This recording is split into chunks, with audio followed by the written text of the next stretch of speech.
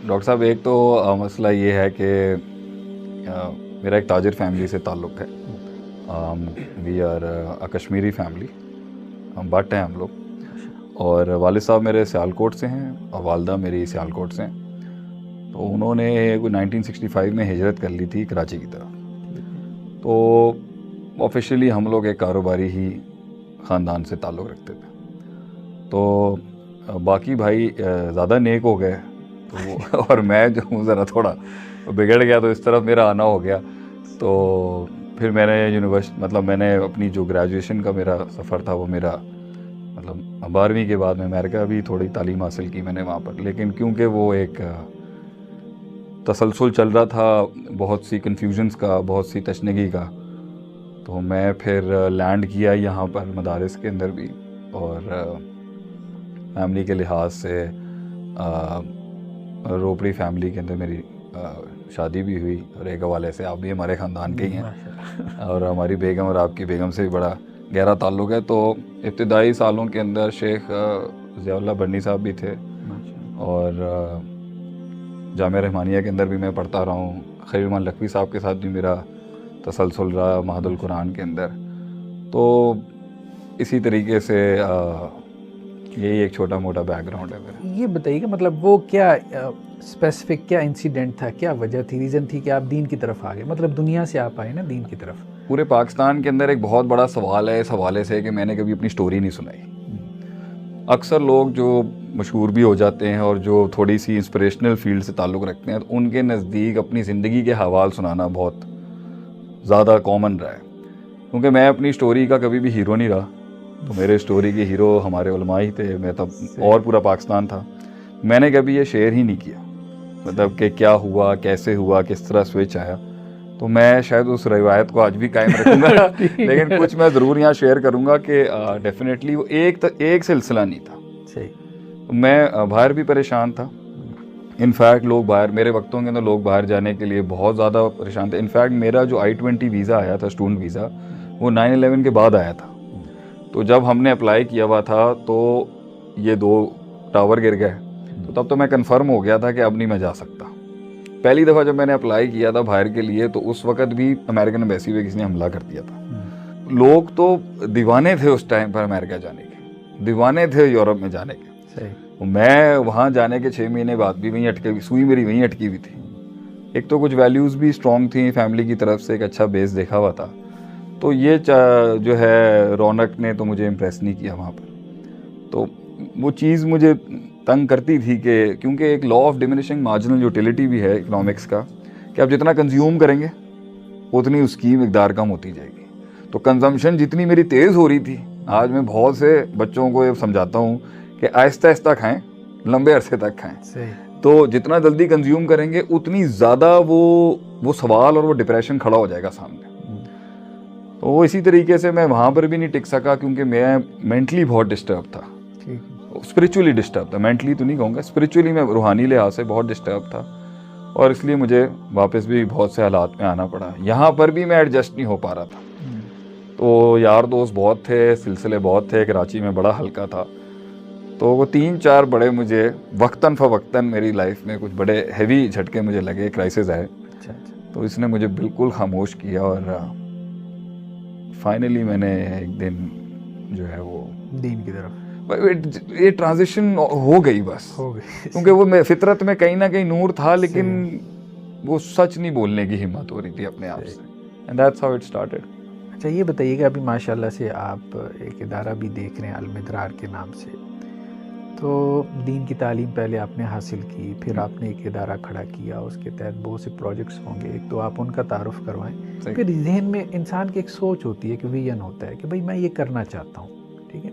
जो भी सोचने समझने वाला इंसान है, माशाल्लाह से आपने तो अमेरिका से भी पढ़ के आए, तो क्या आपके जहन में क्या सोच थी, और आपने वो जो एक सफ़र शुरू किया उसमें क्या क्या मुश्किलात आई, आजमाइशें आई, और आप क्या समझते हैं कि आप उस पर अब मतलब सही पेस और रफ्तार के साथ अपने टारगेट की सारे राज खोलने आज मेरे से देखिए, पहली बात तो ये थी कि ये मेरे ख्याल से मैंने सिर्फ अपने हलके के, जो इल्मी हलके के लोगों के साथ अगर मैंने पॉडकास्ट किया था, तो मेरे ख्याल से शेख उबैदुर्रहमान शफीक के साथ भी जब मैंने किया था तो मैंने इसका वहाँ पर भी जवाब दिया था, और ये भी सिर्फ आप ही को हक मिलेगा कि जो हमारे हल्के के लोग हैं, मैं उनसे ये बात करता हूँ कि फ़र्स्ट ऑफ़ ऑल नॉर्मली लड़के जब आते हैं कामों की तरफ या दीन की तरफ भी आते हैं तो बहुत पॉकेट्स हैं उनको पकड़ने के लिए, और ज़्यादातर जो पैशन है और ज़्यादातर जो जोश है वो तहरीक है, मुहर्रकात बहुत है हमारे यहाँ, और ये उसमें जोश है, उसमें जज्बा है, उसमें एक फैंटेसी है, उसमें एक मतलब एक डेस्टिनी है, एक दुश्मन है, एक एंड है, एक गलबा है, एक तगल्लुब की एक तहरीक है। तो इसलिए मैं नाम लिए बगैर कहूँगा कि वो इधर उधर बहुत से इस तरह के सिलसिले थे जहाँ पर उस वक़्त मैं नहीं समझ पा रहा था, लेकिन बहरहाल जाना भी हुआ और मैं वहाँ पर गया, मैंने सुना भी। तो खैर से एक दिन मुझे एक अच्छे कदावर आदमी मिले और उन्होंने मुझे कहा कि आप ये निसाब जो है ना ये पढ़ लें आप। तो उसमें एक दक्तूर सलमान लश्कर की अलवाज़े थी उसूल फ़िक़्ह में, सही, और वो छैतानी साहब की किताब सर्फ़ किताब नाफ थी, सही है, अब बाबू सर्फ़ के वो लंबे वाले रट्टे थे और किताब तौहीद थी और महमूद तान की तहसीर मुस्तला थी, सही। अब उन्होंने इस निसाब का मुझे कहा कि अगर इस माहौल में और हमारे दिए हुए माहौल में अगर तुम करोगे काम तो फिर बात होगी आगे, ठीक है। तो वो असल में क्योंकि एक अच्छे रहबर थे, अच्छे मेंटर थे, तो वो असल में मुझे कुछ और दिखाना चाहते थे। वो एक वो मुझे कल्चर समझाना चाहते थे और दूसरा वो मुझे ये भी बताना चाहते थे कि इसकी कितनी डेप्थ है।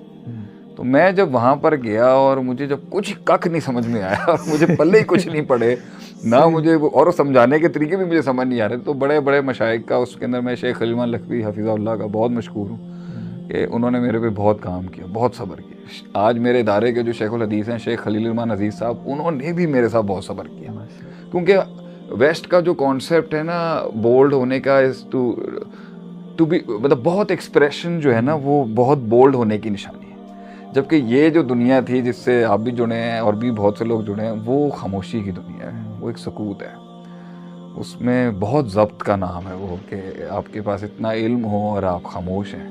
इधर तो किसी को एक सतर आ जाए तो वो पता नहीं क्या बन जाता है अपने अंदर।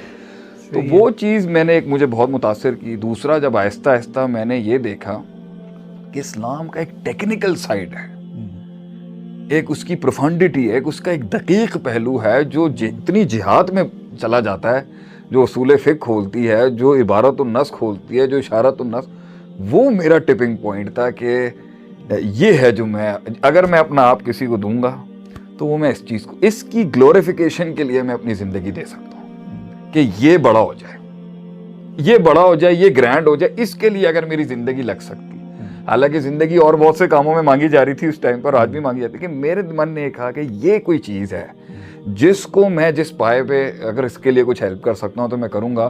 तो उस टाइम पे फिर उन्होंने मुझे पूछा, जब मेरा कुछ वक्त लग गया, कि क्या समझ आई आपको।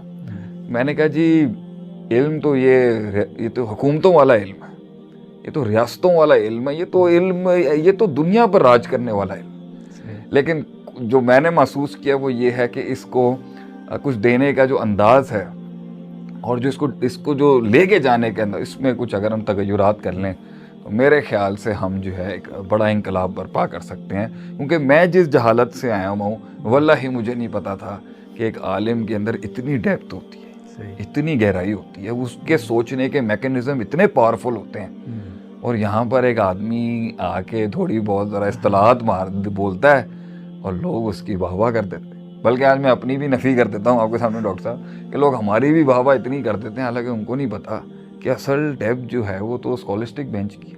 तो वहाँ पर हमारी ये बात हुई थी कि जी हार्वर्ड के ग्रेजुएट के अंदर और मदरसे के फारिग के अंदर ये जो खलीज है, इसके अंदर हम जसर का काम करेंगे। तो ये बातें 2008-9 में होती थी, और कुछ आपको भी पता होंगी इस दौर में ये बातें जी शेख अब्दुर्रहमान मदनी हफिज़हुल्लाह, जो आपके ससुर भी लगते हैं और हमारे भी, मेरी वाइफ के चाचा भी हैं। तो ये वहाँ से फ़िक्र थी कि हम ये जिद्दत और कदामत को किस तरह इसका इम्तिज़ाज कर सकते हैं। तो वो ब्लेंड ही मेरा कॉन्सेप्ट था, वो ब्लेंड ही मेरा टारगेट था, और वो ब्लेंड ही मेरा विजन था कि इसकी सुप्रीमेसी के लिए मैं जो कुछ कर सका, मैं इसके अंदर एक नौकर की हैसियत से भी कुछ इनपुट दे सका तो मैं ज़रूर, मेरा यही उस वक़्त विजन था और इसी को लेके हम आगे चले। अल्हम्दुलिल्लाह। तो प्रोजेक्ट्स क्या